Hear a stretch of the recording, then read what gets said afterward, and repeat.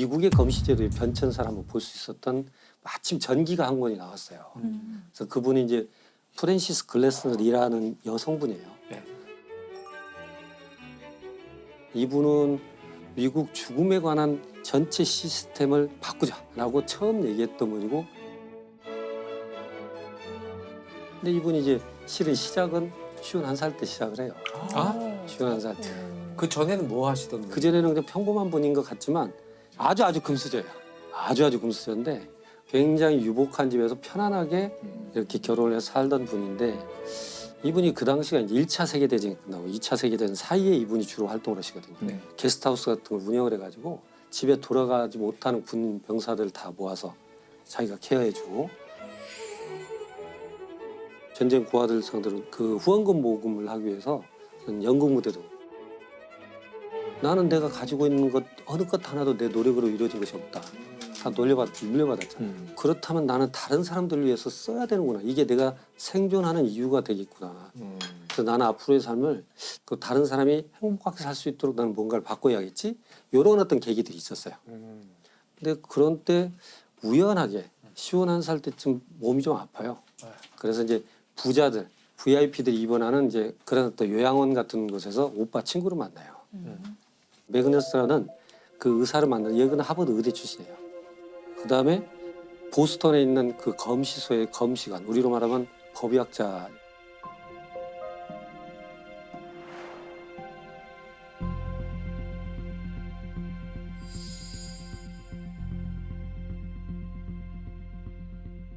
원래는 검시관이라는 제도는 코로너 그래요. 코로너가 이제 크라운, 왕관 있죠? 네. 이 크라운에 변형된 말이 코로너예요. 네. 왕실에 귀속된 재산을 관리하는 사람이에요. 또는 누가 사망하거나 살인하면 임자 없는 재산을 왕실로 귀속시키기도 하고. 이제 영국에서는 그런 사람들이 판사 역할을 했죠. 검시 판사 역할을. 근데 미국으로 오니까 미국은 워낙 인적 인프라가 적잖아요. 그러니까 코로너 제도는 들어왔는데 임명할 사람이 없으니까 그냥 일반인을 임명을 해요.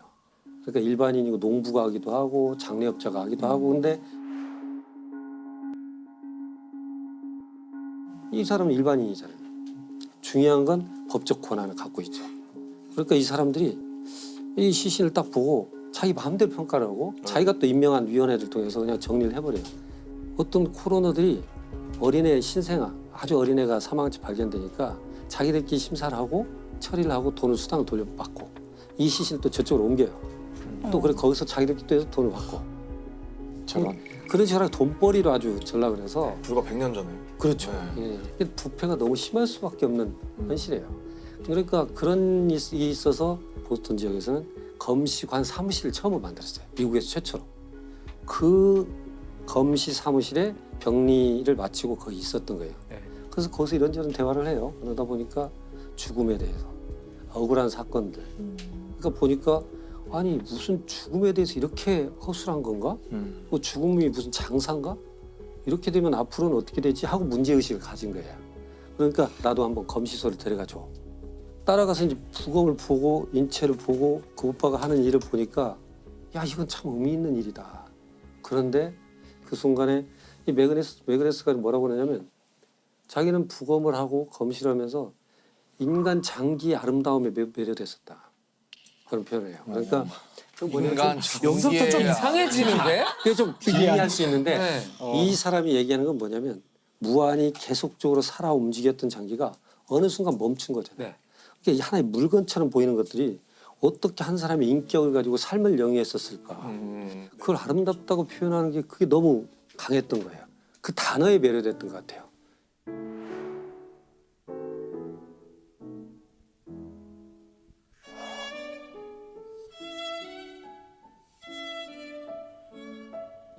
근데 아름답다는 그 표현이 언제나 감동을 주는 것 같긴 해요. 네. 제가 종종 이제 강의를 하다가도 야, 이 수식이 얼마나 아름답냐.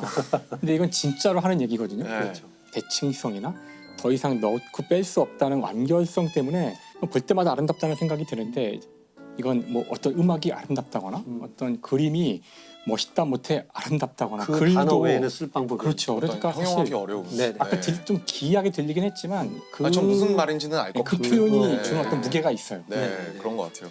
이 프랜시스가 그래서 자기가 봤던 그 장기의 아름다움에서 아름다움. 그림으로 그린 해부학책을 써요. 네. 거기에 이제 시를 옆에다 씁니다. 시까지 쓰셨어요. 여기서 시 이게 뭐냐면 인체 복부의 이제 장을 표현하는 거예요. 그거는 이분이 그렇게 씁니다. 배를 열어보아라. 그러면 꼬아지고 비틀린 장이 보일 것이다. 벨벳처럼 부드러우면서도 부채살처럼 강하게 너를 지탱하고 있는 견고한 장갑막을 보아라. 이런 표현이거든요. 그게 좀 어려울 수 있지만 사상 최초의 해부학 시네. 네, 에세방 시죠. 아, 이게 그 이제 뒤로도 어떤 없었을 것 같아요. 사행시처럼 만들어 놓은 거예요. 근데 이렇게 배를 열어보면 장만 막 꼬여 있어요. 장이 근데 서로 꼬이면 죽어요. 네. 그 사이 잘 열어보면 장갑막이 쫙 벌써 서로 꼬이지 않도록 잡아주고 있어요. 그러니까 제가 볼 때는 이 사회가 굉장히 혼잡스럽고 거칠고 야만스러워 보이더라도 우린 그 기간에 부드러우면서도 어떤 형태로 견고하게 버티는 규칙과 규범이 있다. 뭐 이렇게 은유적으로도 볼 수 있는 형태. 오늘 또 뭐 정강이뼈가 나와요.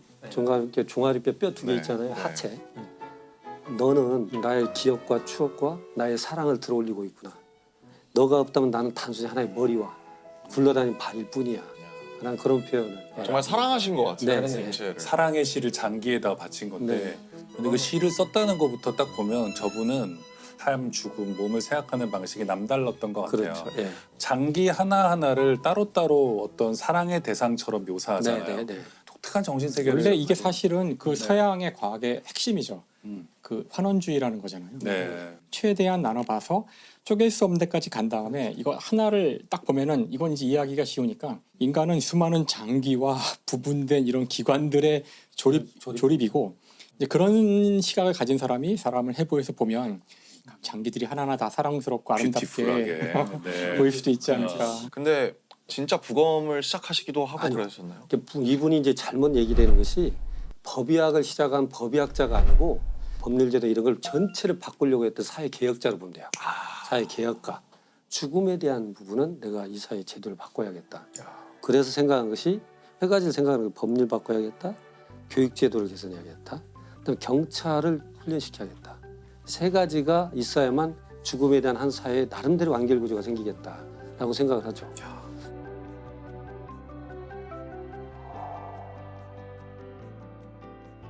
법률 제도를 바꿔야 되고 전문 검시관 제도를 들여와서 법의관 제도를 코로나란 일반인이 보지 않도록 그렇게 죽음을 전문가가 볼 수 있도록 해야 되겠고 근데 문제는 뭐냐면 이게 아까 말씀드린 대로 이권이 개입돼 있잖아요. 그러니까 그 코로나를 임명하는 것도 정치가예요.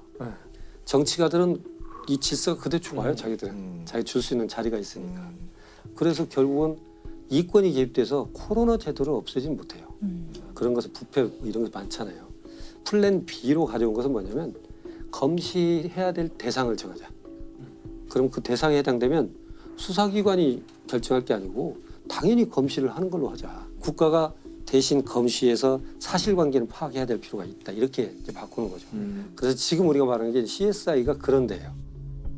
그 CSI 수사대는 그런 식으로 해서 시작된 거거든요. 제도는 내가 정치인들 만나서 어떻게든 바꿔보려고 노력을 하는데 교육 재료가 없는 거예요. 그러니까 결국은 프랜시스가 왜 그랬어? 그러면 어떻게 했으면 좋겠느냐 그랬더니 나의 자료를 가지고 이런 검시관 제도를 만들고 이 전문 법의관을 좀 많이 키워내는 걸 만들고 싶다. 교육을 하고 거기에 싶다. 함께 하겠다라고 이렇게 그렇죠. 네. 하게 된 예. 거군요. 그래서 돈이 많다고 그랬잖아요. 영향력도 있고. 본인이 해야겠다. 중요한. 그래서 네. 하버드 학장을 만나러 갑니다. 아, 하버드 학장을 만나러 가고 내가 돈을 이렇게 낼 때 지정기탁이죠. 이분의 강의실을 이렇게 만들고 이분의 사무실, 실험실, 도서관 이걸 만들어주면 내가 돈 얼마 내겠다. 그러니까 그 당시 돈으로 25만 달러니까.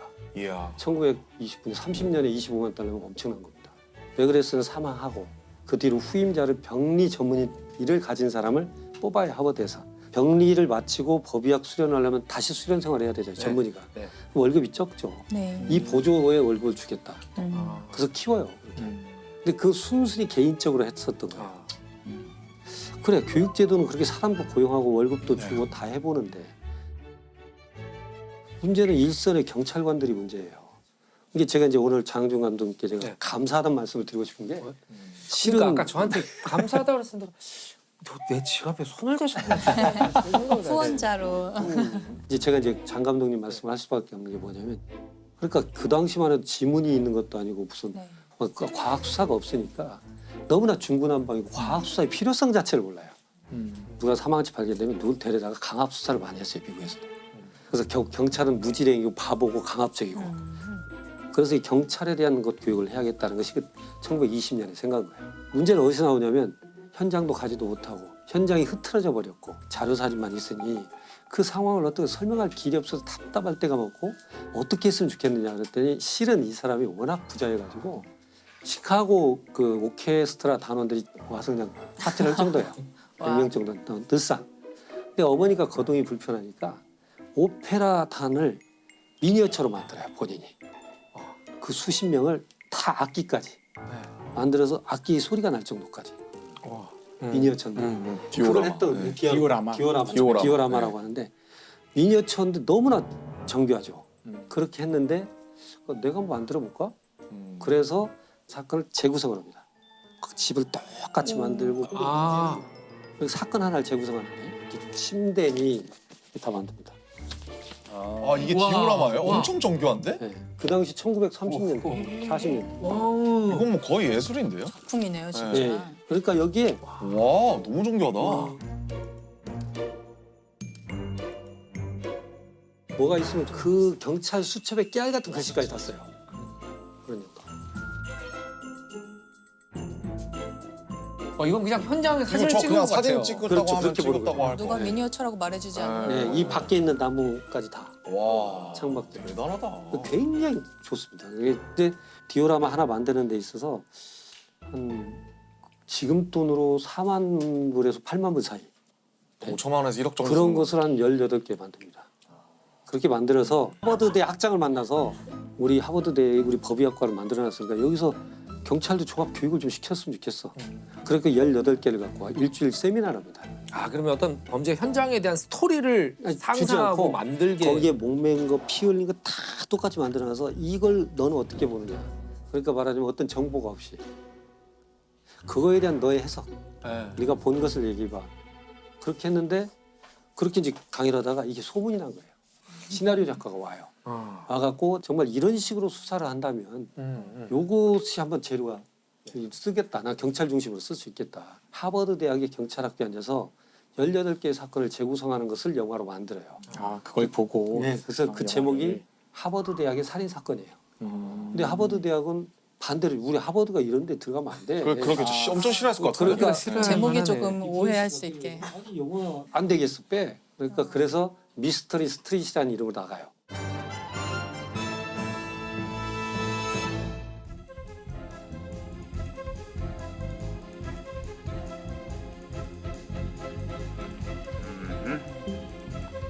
Length and width, all right. With less pronounced muscular attachments. 최초의 영화가 나가서 그게 아카데미 각본상 후보까지 올라가요. 아 미스터리. 그렇게 해서 이것이 동기가 돼서 그렇게 이어진 게 CSI예요. 수천 페이지짜리 논문을 발표하는 것보다 의협이나 변호사들만 놓고 수백 번의 강의를 하는 것보다 한 편의 영화가 대중의 인식을 높이는데 더 큰 효과를 발휘하더라. 한 편의 영화가 우리나라 같은 경우는 최초가 우리 사인이라는 드라마예요. 드디어 기다리던.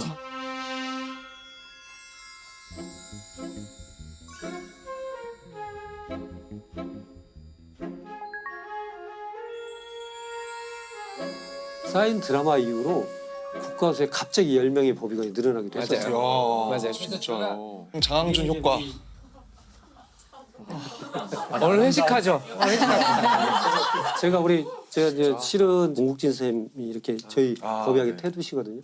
평생을 혼자 싸우셨거든요. 1955년부터 시작해서 지금까지 걸어서 책을 그 수만 60권 넘게 쓰시면 그 돈을 다 법의학회에다 내세요. 아이고. 공국진 선생님이 사인 보면서 너무 감사하고 평생에 내가 돌아가신 이런 드라마를 볼 수 있었다는 아 교수님 저 지금 소름 돋아서 칭찬을 한 몇 년 만에 들은 거 같아요. 사인 한번 해드리세요. 아 드디어 거예요. 너무 감사합니다. 와. 야. 그래서 제가 2011년도인가 박문진 선생님께서 너무 기쁘셔가지고 못하게. 당시에 사비를 1,000만 원 주세요. 우리 사인 드라마에 대한 상패와 상금을 드렸어요. 이게 맞아요. 사비예요. 아그 삽인지는 몰랐어요. 우리가 아무리 노력을 해도 대중이 우리 몰라. 왜냐하면 가족 중에 부검할 일이 없어요. 경험하기 힘든 근데 일. 그런 속에서 그 사인이 등장한 겁니다. 진짜. 이 공원이 인정을 받았나요? 그 당대에? 경찰들한테 인정을 받았어요. 아. 장례식장 경찰관들 그 교육생들이 많이 왔고 네. 경찰로부터 진짜 경감 교육도 네. 받고 경찰에 있어서는 법정에서 이 교육생들이 많은 진전을 이뤄요.